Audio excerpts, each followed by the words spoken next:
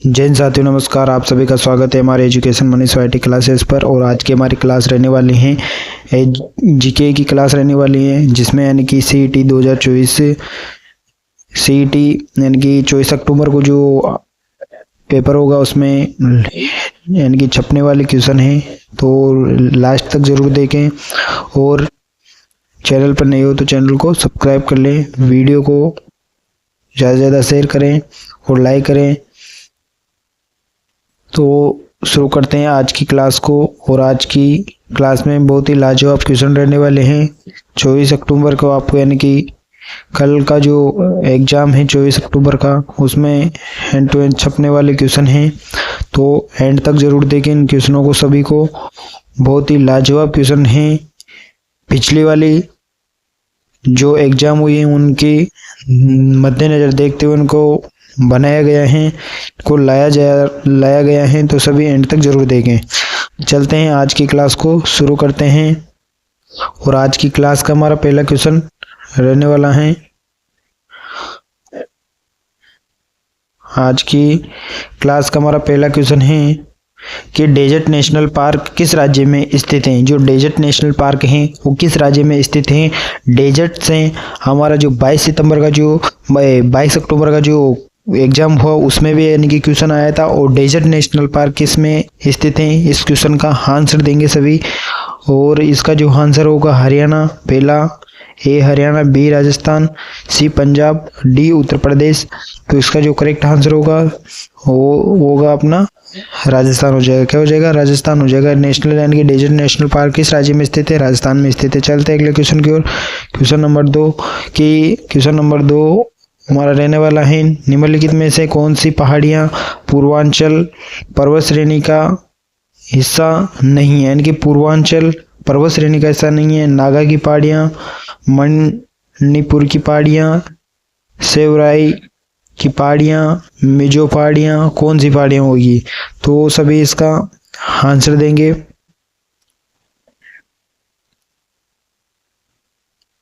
बहुत ही लाजवाब क्वेश्चन है। और जो क्वेश्चन नंबर 2 है उसमें हो जाएगी अपने यानी कि सेवराई की पहाड़ियाँ। चलते हैं क्वेश्चन नंबर 3 की ओर। क्वेश्चन नंबर 3 है हमारा कि संविधान के कौन से अनुच्छेद अधीनस्थ न्यायालय से संबंधित हैं। अधीनस्थ न्यायालय से संबंधित हैं अनुच्छेद से, यानी कि क्वेश्चन बनता है साथियों और बार बार पूछे जाते हैं ऐसे क्वेश्चन, तो एंड तक बने रहिए। और क्वेश्चन नंबर 3 का जो करेक्ट आंसर हो जाएगा अनुच्छेद यानी कि संविधान के कौन से अनुच्छेद में अधीनस्थ न्यायालयों से संबंधित हैं। अधीनस्थ न्यायालय से कौन सा अनुच्छेद संबंधित है? तो 233। और इसका करेक्ट आंसर हो जाएगा ऑप्शन यानी कि 3, 233 से 247 वाला जो अनुच्छेद है उससे संबंधित क्या हो जाएगा? अधीनस्थ न्यायालय से संबंधित हो जाएगा। क्वेश्चन नंबर 4 बहुत ही लाजवाब क्वेश्चन रहने वाले हैं। क्लास को लाइक शेयर कर दे सभी। और संविधान के मूल कर्तव्यों को जिसकी सिफारिश पर सम्मिलित किया जाता है वह है स्वर्ण सिंह समिति, शाह आयोग, नीति निदेशक, प्रशासनिक सुधार आयोग, संस्थानम समिति। क्वेश्चन नंबर 4 का जो करेक्ट आंसर हो जाएगा यानी कि स्वर्ण सिंह समिति, ए इसका करेक्ट यानी कि एक इसका करेक्ट आंसर हो जाएगा। क्वेश्चन नंबर 5 की हम बात करेंगे। बहुत ही लाजवाब यानी कि एग्जाम में छपने वाले क्वेश्चन है। निम्नलिखित में से कौन से देते हैं यानी कि प्रशासनिक सुधार आयोग द्वारा राज्य सेवा आयोग के कर्तव्यों के बारे में निम्न में से सुझाव नहीं दिया गया है। राज्य ए हो जाएगा राज्य सरकार के अधीनस्थ स्तरीय पदों में श्रेणी पद यानी कि श्रेणी प्रथम, श्रेणी द्वितीय के यानी कि विभिन्न राज्य के केंडर के पदों के लिए उम्मीदवारों की भर्ती।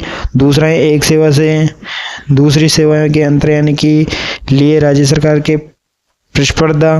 तो जो इसका जो करेक्ट आंसर होगा हो जाएगा 2 इसका करेक्ट आंसर। क्वेश्चन नंबर 6 बहुत ही लाजवाब क्वेश्चन रहने वाला है कि राजस्थान राज्य मानवाधिकार। क्वेश्चन नंबर 6 बहुत ही लाजवाब क्वेश्चन रहने वाला है कि राजस्थान राज्य मानवाधिकार आयोग के पास की जो अध्यक्षता में अपनी स्वयं की एक जांच एजेंसी का प्रावधान है। कौन सा है वो प्रावधान? और क्वेश्चन नंबर 6 में यानी कि प्रावधान दे रखे हैं ऑप्शन है एक यानी कि एक पुलिस अधिकारी जो अतिरिक्त पुलिस अधीक्षक के पद के से नीचे का न हो। दूसरा है कि एक पुलिस अधिकारी जो पुलिस अधीक्षक के पद के नीचे का न हो। तीसरा है एक पुलिस अधिकारी जो उप महानिरीक्षक के पद के नीचे का न हो। एक पुलिस अधिकारी जो महानिरीक्षक के पद से नीचे का न हो। यानी कि जो 4 हैं जो इसका करेक्ट आंसर हो जाएगा। 4 इसका करेक्ट आंसर हो जाएगा। क्वेश्चन नंबर 6 का करेक्ट आंसर होगा ऑप्शन नंबर 4।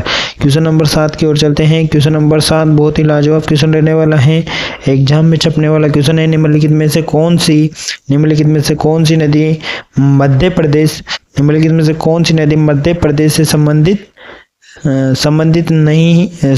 हैं यानी कि संबंधित हैं। क्वेश्चन को अच्छे से पढ़ना है साथियों। एग्जाम में भी अगर आए क्वेश्चन तो उसको पहले अच्छे से पढ़ना है, क्योंकि सही जवाब भी अपना गलत हो जाता है और यानी कि क्वेश्चन पढ़ने के चक्कर में। तो बहुत ही सावधानी से क्वेश्चन को पढ़े और जल्दीबाजी ना करें एग्जाम के टाइम पे।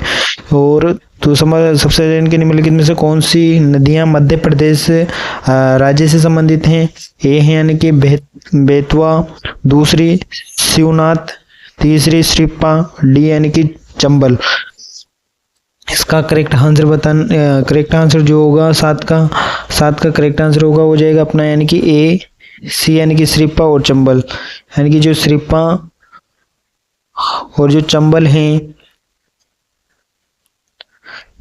हैं निम्नलिखित यानी कि जो चंबल हैं मध्य प्रदेश राज्य से क्या है संबंधित हैं।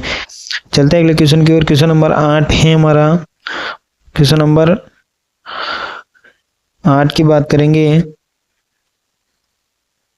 क्वेश्चन नंबर 8 की बात करेंगे।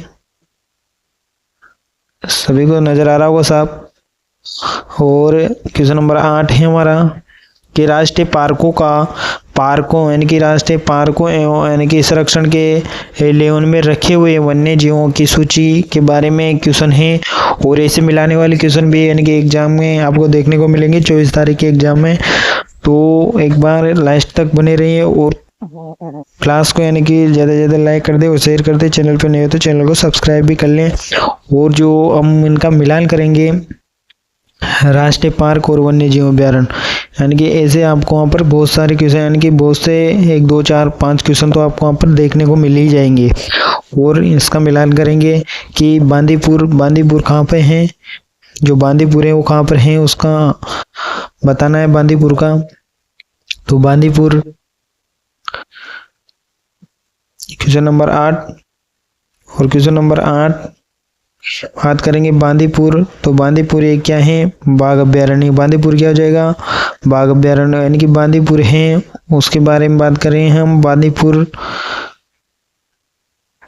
का क्या हो जाएगा बाघ अभ्यारण्य हो जाएगा। दूसरा यानी कि काजीरंगा क्या है तो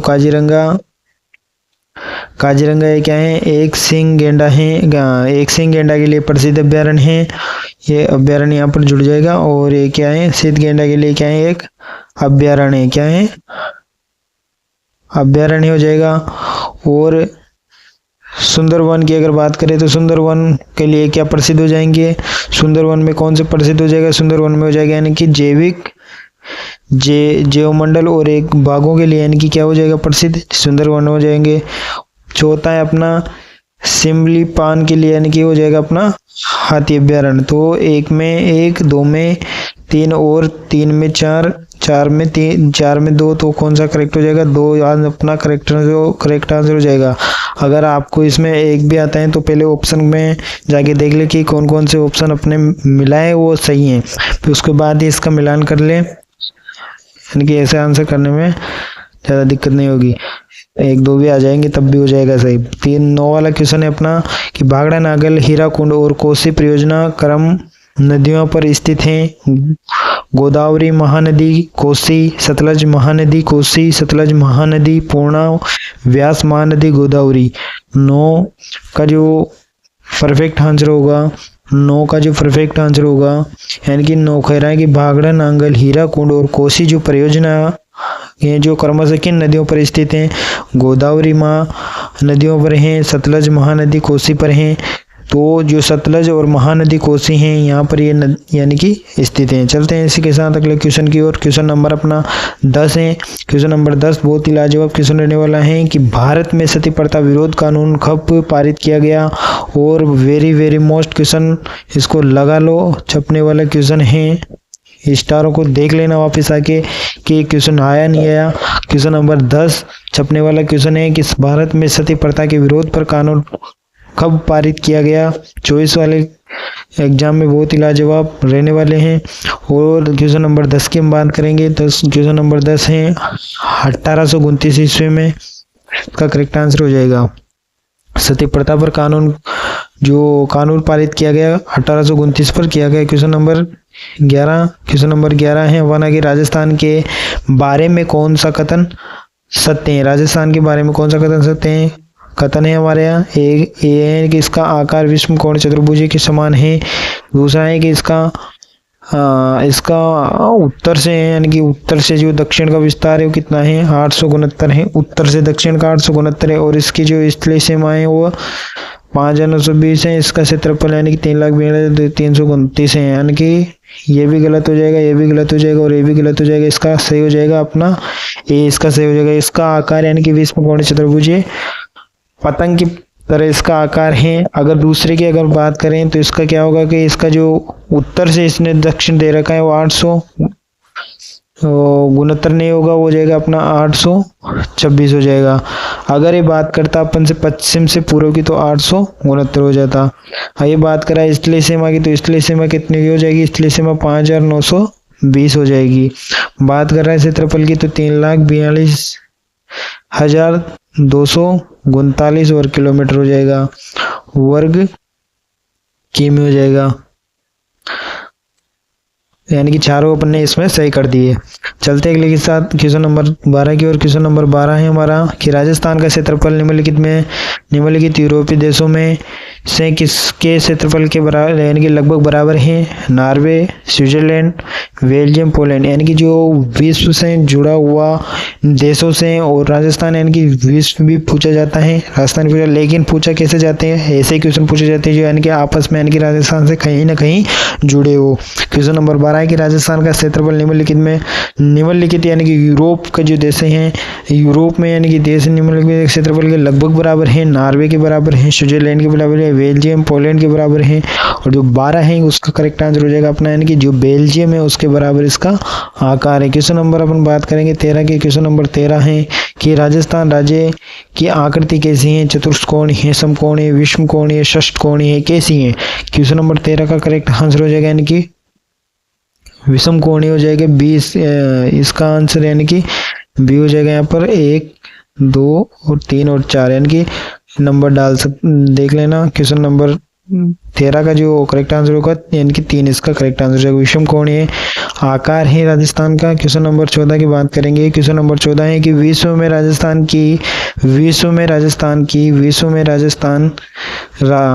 किस गोलार्ध पर स्थित है। जो विश्व का मानचित्र बनता है साथियों, ये मानचित्र हो गया। और इस मानचित्र में अगर बात करें तो विश्व में कहाँ पर स्थित है, विश्व के मानचित्र पर अपना हो जाएगा, यहाँ पर हो जाएगा और यहाँ पर हो जाएगा अपना यानी कि उत्तरी पूर्वी गोलार्ध पर स्थित हो जाएगा। यानी कि वो उत्तरी विश्व के मानचित्र पर कहाँ पर स्थित है, राजस्थान विश्व के मानचित्र पर तो यहाँ पर तो हो जाएगा एशिया, और यहाँ पर हो जाएगा अपना यानी कि दक्षिणी पश्चिमी यानी कि दक्षिण पश्चिम में हो जाएगा, दक्षिण पश्चिम में अपना राजस्थान हो जाएगा। और एशिया में पूछता यहाँ पर हो जाता। चलते इसी के साथ अगले क्वेश्चन की ओर। क्वेश्चन नंबर इसका जो करेक्ट आंसर होगा, एक बार करेक्ट आंसर लगा ले। इसका जो करेक्ट आंसर होगा वो हो जाएगा अपना ए, इसका करेक्ट आंसर हो जाएगा यानी कि ए इसका करेक्ट आंसर हो जाएगा 14 में ए, उत्तरी पश्चिमी गोलार्ध हो जाएगा। क्वेश्चन नंबर 15 है कि राजस्थान का पश्चिम से पूर्व देशांतर विस्तार कितना है। पश्चिम से पूर्व देशांतर विस्तार कितना है। राजस्थान का पश्चिम से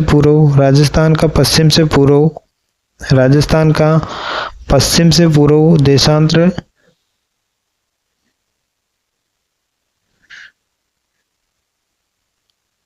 1 मिनट 14 की हम बात करेंगे।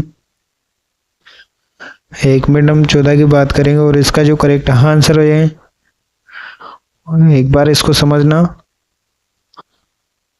और ये अपना विश्व का मानचित्र, जैसे विश्व का मानचित्र हो गया, और इसमें जो पूछ रहा है कि विश्व के राजस्थान किस गोलार्ध में स्थित है, तो विश्व में राजस्थान यानी कि उत्तरी पूर्वी गोलार्ध भी इसका करेक्ट आंसर हो जाएगा। डाउट नहीं है कहीं किसी प्रकार का, समझ ले एक बार। तो इसका जो करेक्ट आंसर होगा वो हो जाएगा अपना 20 का करेक्ट आंसर हो जाएगा। चलते इसी के साथ अगला क्वेश्चन है हमारा कि राजस्थान का पश्चिम से पूर्व देशांतर विस्तार कितना है। राजस्थान का जो विस्तार है और दक्षिण से यानी कि पश्चिम से जो पूर्व का जो यानी कि विस्तार है, जैसे अपन बात करेंगे राजस्थान की, यानी कि ये हो गया अपना राजस्थान का नक्शा। और ये पूछ रहा है पश्चिम से पूर्व का देशांतर पूछ रहा है, तो पश्चिम से जो पूर्व का देशांतर होगा वो हो जाएगा अपना यानी कि 69 डिग्री 30 से 78 डिग्री 17, इसका करेक्ट आंसर हो जाएगा डी। देख लो एक बार सभी। क्वेश्चन नंबर 16 है राजस्थान का दक्षिणतम अक्षांश क्या है। राजस्थान का दक्षिणतम अक्षांश क्या है। ए 23 डिग्री 3 दक्षिणी, 23 डिग्री 30 दक्षिणी, 23 डिग्री 3 उत्तरी, 23 डिग्री 30 उत्तरी। जो क्वेश्चन नंबर 6 है उसका जो करेक्ट आंसर होगा वो हो जाएगा अपना सी यानी कि 23 डिग्री 3, इसका करेक्ट आंसर हो जाएगा 23 डिग्री 3 उत्तरी, इसका करेक्ट आंसर हो जाएगा। क्वेश्चन नंबर 16 राजस्थान यानी कि क्वेश्चन नंबर 17 है अपना निम्नलिखित में से कौन सा राजस्थान राज्य की लंबाई को उत्तर से दक्षिण की और किलोमीटर में दर्शाता है। उत्तर से दक्षिण की ओर किलोमीटर में दर्शाता है। उत्तर से यानी कि जैसे कि मान लो ये हो गया अपना राजस्थान का मैप। अभी पूछ रहा है अपन से उत्तर से दक्षिणतम की जो लंबाई है उसका जो कौन सा दर्शाएगा, तो उत्तर से दक्षिण अपने पहले भी पढ़ा था, वो हो जाएगा अपना 826 किलोमीटर। 826 किलोमीटर हो जाएगा अपना करेक्ट आंसर। क्वेश्चन नंबर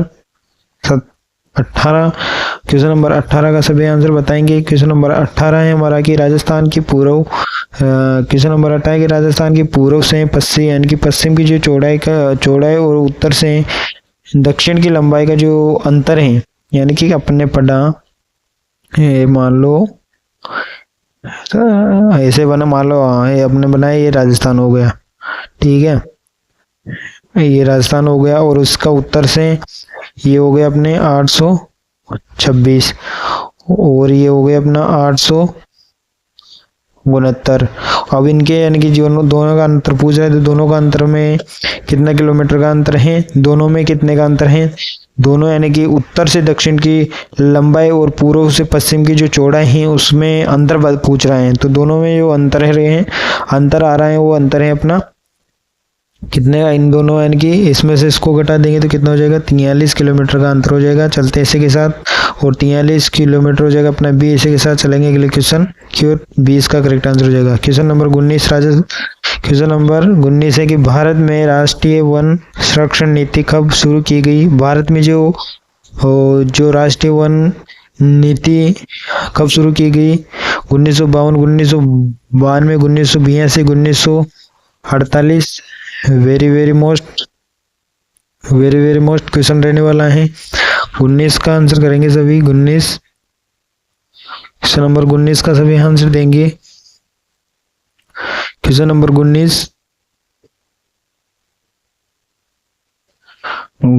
19 का जो करेक्ट आंसर होगा वो हो जाएगा अपना 1952, यानी कि जो भारतीय राष्ट्रीय वन नीति कब शुरू की गई, 1952 में शुरू की गई। क्वेश्चन नंबर 20 है हमारा कि लेह के तराई वन की सबसे पूर्वी सीमा में स्थित और बिहार से संबंधित बाघ अभ्यारण्य नाम बताना है। 20 का जो हो जाएगा वाल्मीकि बाघ अभ्यारण्य हो जाएगा। चलते क्वेश्चन नंबर 21 की ओर। डॉक्टर भीमराव अम्बेडकर द्वारा निम्नलिखित अधिकारों के किस संविधान द्वारा हृदय या आत्मा बताया गया है।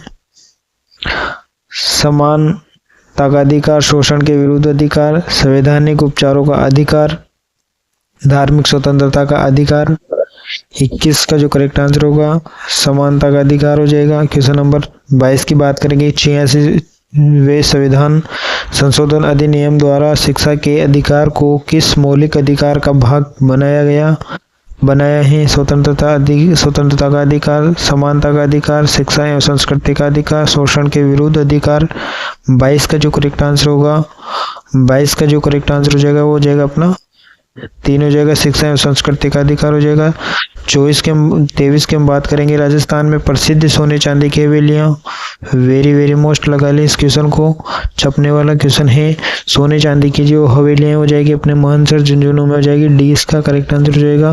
क्वेश्चन नंबर 24 की बात करेंगे, राजस्थान में रबी फसल का प्रमुख उदाहरण क्या है? 24 की हम बात करेंगे, क्वेश्चन नंबर 24 का सभी आंसर देंगे कि राजस्थान में जो रबी की फसल है, फसल से कैसे भी घुमा फिरा के क्वेश्चन आते हैं और लेकिन पूछे जाते हैं, फसलों से क्वेश्चन पूछे जाएंगे और 24 तारीख के एग्जाम में यानी कि आपको देखने को मिलेंगे सीईटी के एग्जाम में। बहुत ही लाजवाब क्वेश्चन रहने वाले हैं। सभी साथी यानी कि क्लास को लाइक कर देंगे, शेयर कर देंगे और चैनल पे नहीं हो तो सब्सक्राइब कर लेंगे, ताकि आने वाले सभी एग्जाम कंपटीशन एग्जाम में हम जीके का सुपड़ा साफ कर दें और ऐसे हम यानी कि जीके के यानी कि लाजवाब क्वेश्चन लेके आते रहेंगे। क्वेश्चन नंबर 24 है कि राजस्थान में रबी फसल का प्रमुख उदाहरण कौन सा है? रबी की जो फसल होती है इसमें तिल, मूंगफली, चना, धान कौन सा होगा? तो इसमें हो जाएगा चना। तिल, मूंगफली और धान हो जाएगा अपना खरीफ की फसल हो जाएगी, बाकी ये रबी की फसल है। क्वेश्चन नंबर 25 है, बहुत ही लाजवाब क्वेश्चन रहने वाला है। संविधान से पूछे जाने वाला क्वेश्चन है कि भारत के संविधान के उद्देशिका में वर्णित शब्दों का सही अनुक्रम बताइए।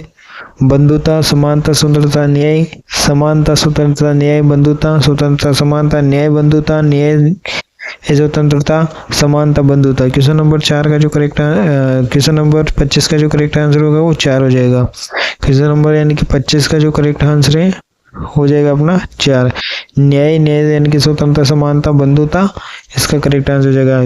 क्लास अच्छी लगी हो तो लाइक करें, शेयर करें और चैनल पर नहीं हो तो सब्सक्राइब कर लें, ताकि आने वाले सभी क्लासों का नोटिफिकेशन आपको मिलता रहे। जय हिंद, मिलते हैं अगली क्लास में, तब तक के लिए जय हिंद।